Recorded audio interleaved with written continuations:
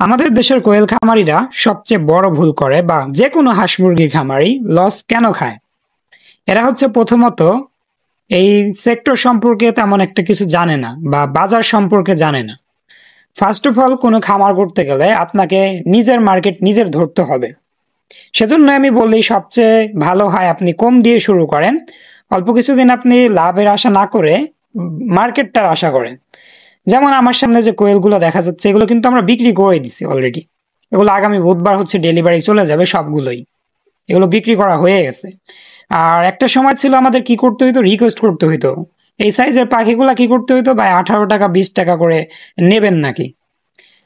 সে সময় কিন্তু আমরা সেল করতে পারতাম না। আর এই সাইজের পাখিগুলো আমরা 25 থেকে 30 টাকা কিন্তু বিক্রি করে দিতে পারি আমাদের র্যাবিট এগ্রো থেকেই। কারণ আমাদের নিজস্ব একটা মার্কেট আছে বা আমাদের নিজস্ব একটা পরিচয় আছে। মানুষ কিন্তু এখন অ্যাডভান্স করতে ভয় পায় না।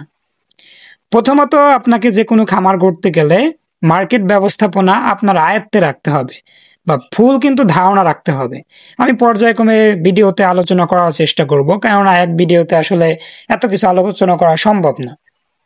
দ্বিতীয়ত মেডিসিন ব্যবস্থাপনা, খাদ্য সম্পর্কে আপনি যদি 90 টাকা কেজি খাদ্য কিনেন তাহলে কিন্তু কোনোভাবেই কস্টিং শেষ করে বা খরচ শেষ করে কিন্তু লাভের মুখ দেখতে পারবেন না।